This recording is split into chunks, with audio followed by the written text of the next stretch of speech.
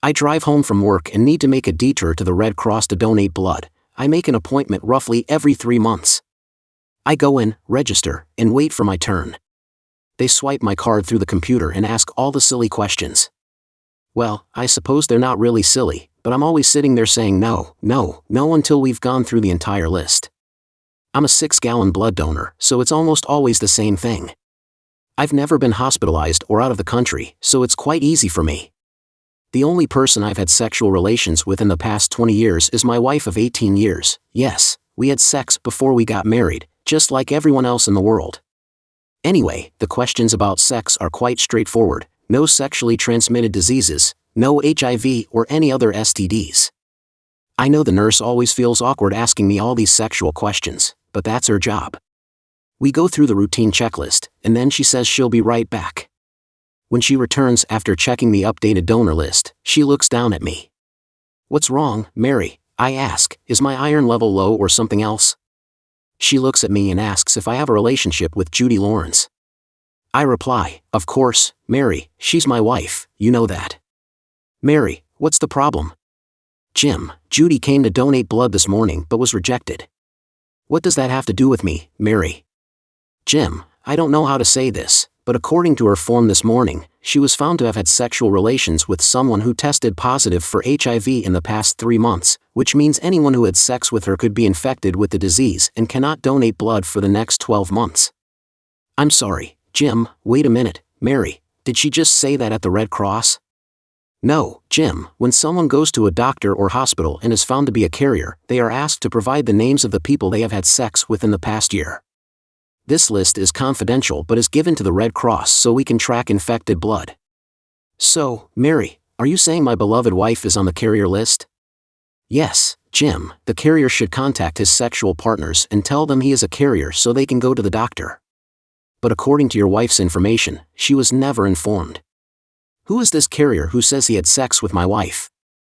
Mary, I'm sorry, Jim, I can't tell you because you didn't have sex with this person, you are the second contact, you have to find out the answer from your wife. I'm sorry, Jim, I can't tell you. I hope you understand, just as I can't mention your name to others. Mary, we've been friends for a long time, I won't insist, but how likely am I to be infected? Jim, the likelihood of you being infected is very high because this is the second contact. I shouldn't tell you this, but your wife said you used protection, which is in your favor. I thanked Mary and then went home. What do I do? How do I handle this? After 18 years of marriage, we have a daughter who just graduated from high school and is going to college but still lives at home. What should I tell her? I always thought we had a good marital relationship, we had regular sex or made love, in fact, we just did last week. Oh my God, I might regret it now, it was our special night, we went out for dinner and drinks, I remember we got quite drunk, and the sex when we got home was great. I've been trying to recall what we did, I remember we started with kissing, damn, love looks so clinical now. Oh my God, I must have oral STDs, and then I remember she gave me oral sex, and then we kissed again, oh my God, why did she put our lives at risk for that? I need to calm down, I need to act as if nothing happened until I know the name of that jerk, then, will explode. As usual, when I got home, dinner was almost ready. Beth, our daughter, always starts cooking. My wife usually comes back before I get home and finishes it. This is when our family sits together to discuss the family time of the previous day. We eat together at least 4 days a week. Today might be an interesting day. As soon as I walked in the door, I went straight to the bathroom to wash my hands. I usually kiss my wife and daughter when I come in, but today I don't want to, especially with Beth. I don't even want to kiss her before I know what happened. I don't want to give my daughter a disease. I'm almost paranoid now. We sat down to eat, and Beth started talking about her first week at college. She was very excited and talked throughout the meal. Then she said a friend would come to pick her up. They were going to study at the library, and she asked if we could do the dishes tonight because her girlfriend was already here, waiting for her. I told her to go away and do her own thing, and I would load the dishwasher for her. She really is a good kid, and I can't help but be proud of her. As soon as Beth left, my demeanor changed. I looked at Judy and asked her how her day was. She replied that the day was normal, without mentioning donating blood or trying to donate blood. I looked directly into Judy's eyes and said, "Judy, would you say the most important thing in marriage is trust and honesty?" She looked at me strangely and asked why I was asking such a question. Jim, why are you asking me like this? Just answer the question, I'll explain later. Okay, I'll play along. Yes, I believe marriage is based on trust and honesty. She replied. I wish this was almost like a game. I don't want her to try to guess me, so I told her. Today at work, one of the team members we always have lunch with asked a question. Do we think our wives or husbands would lie to us about important issues? Not little lies, but really important ones. Most people answered that they believe their spouse would tell them the truth. Judy asked me what my answer was. I told the group that we have a strong marriage. We can talk about our problems. I hope you tell me the truth, Judy. Judy looked at me and said, Jim, I would never lie to you. I told her that if she lied to me, I could never trust her again. Without trust, marriage is impossible. Then I looked at her and said, well, we've talked about it. Do you have any secrets you need to tell me? I'm willing to listen. She seemed like she was going to say something, but then she stopped. Then she replied, no, Jim, I have no secrets from you. Then I said again, by the way, Judy, I went to donate blood today. How about you? We usually go on the same day. She looked at me a little nervously and said she went, but was told her iron level was low and she couldn't donate this time. I looked at her and said my blood couldn't be taken either because my wife might be infected with HIV. Judy covered her mouth with her hand and said, oh my God, they said it would be confidential. I didn't know they would tell you. I'm sorry. I looked at Judy and said, trust and honesty make up marriage. I gave you every chance to tell me, but you still hid it from me. Who did you sleep with? Are you willing to sacrifice your marriage for this, possibly spreading STDs to us? Please, Jim, I'm sorry. Please forgive me. It won't happen again. I promise. Who was it? That's the last time I asked. If you don't tell me, I'll go to your office and ask every __. Judy cried and kept asking for my forgiveness. Then she said it was a salesman at work, Bob Hawkins. She said he just arrived in this community and would only be here for a few months for training, then he would move away. He flirts with all the ladies. One day he invited her to lunch. She herself didn't understand why she did it, but he kept flirting, and eventually she gave in. She decided it would be a one-time thing. She stated that he would leave at the end of the month, and his temporary stay here was about to end. She told him he should wear a condom, but besides me, he was a lousy lover. He didn't know how to make love. Judy looked at me and said, Jim, I'm sorry. I cheated on you. This is the only time in our marriage. I was stupid, acting like a schoolgirl. I promise you, I will do everything I can to make it up to you. Please forgive me, Judy. At the beginning of our conversation, we both agreed that trust and honesty are necessary to save the marriage. You violated both, and even though you gave me a chance to tell me the truth, you still lied to me. Now you say it never happened because now you are lying to me in person. I can't tell your truth from your lies. You just destroyed our marriage. For the sake of both of us, I hope your lover did wear a condom, which was enough to prevent both of us from getting infected with HIV. Judy sat on the sofa crying, and I packed a few pieces of luggage. I told her we could apply for divorce without any reason. Both of us have good jobs and can support ourselves. We can split all our assets. She can support Beth, and I can be responsible for her college education.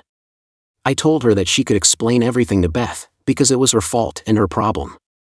I contacted my lawyer, and he would contact her. I got in the car and drove away, crying openly. I stayed calm, but inside I was tearing apart. I wanted to vomit. What was 18 years of marriage for? A stupid affair.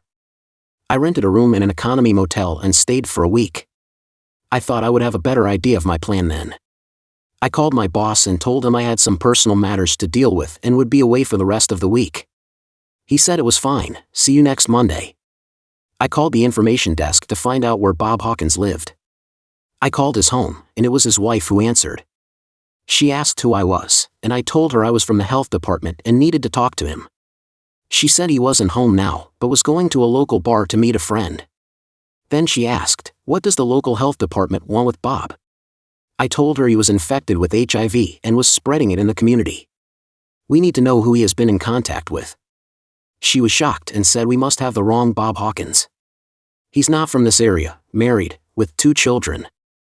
I apologized and said I hope she's right, but she might want to ask him when he gets home.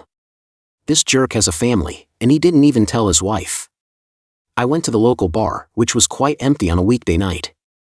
I saw a couple in a booth, and I thought it must be Bob seducing someone else's wife. I approached him and asked if he was Bob Hawkins. He said he was. I told him I worked for the health department and wanted to talk to him on the street. He agreed, of course, and told the woman he would be right back. We were about the same height, only he was about 15 years younger than me. This might have attracted Judy. Women like to think they are attractive to younger men, and we old guys don't think so. This might have made me even angrier. I had an old pair of brass knuckles that I bought at a garage sale. You don't see many of these things now. When we walked into the parking lot, I tapped his wrist. I didn't say anything to him except, __, and jerk. I continued to beat him up, mainly the body. I kicked him in the testicles twice and then kicked him in the chin. I think I broke it. I was ready to go to jail for this. This is what I had to do. When he was lying there bruised and blue, I looked around, no one, so I walked back to my car, went back to the motel, and cleaned up. I made sure there was no blood on me as much as I could. I didn't want to take any risk of getting infected with HIV. The next day, I heard on the news that a man was beaten up in the parking lot of a bar in an eastern community. There were no witnesses, the victim had a few broken ribs, and his chin was speechless because it was tied with wire. They said there were other injuries, but they didn't say which ones. I hope they had to take his testicles out of his butt. From the report, no one in the bar noticed anything unusual. I guess the woman was married and didn't want to get involved.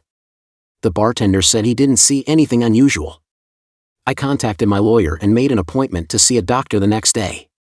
I talked to Beth, and she was in tears, saying her mother had told her the whole story and wondered if I could forgive her. I told Beth that the pain is real and I'm getting a divorce now, but she can contact me anytime. I told her to take care of her mother and make sure her mother sees a doctor. It's been about 6 months, and I've completed the divorce. So far, neither of us has any signs of HIV or any STDs. We are lucky, not everyone is as lucky as we are.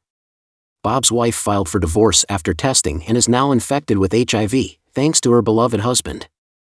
I don't know where Bob is now, but he never found out who beat him up. I guess a lot of husbands want to settle accounts with him. A few other women in Judy's office were also tested, and their records are confidential. Judy is doing well, she calls me from time to time, always apologizing for what she did. The problem is, she lost my trust, as we discussed, trust is earned, and once lost, it is hard to regain.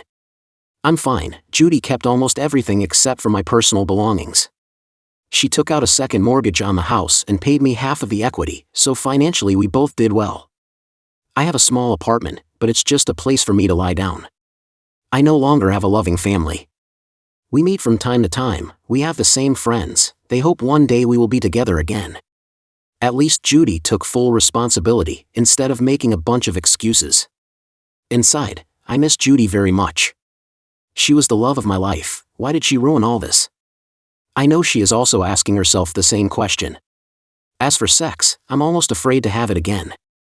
It's one of the most enjoyable things in a monogamous marriage, sex has always been great, and there's no worry about STDs. I'm very worried about Beth, afraid of dating. It's a pretty dirty world out there. I don't know what the future holds, but Judy and I both have to deal with it. I hope that in another 6 months, I can donate blood again.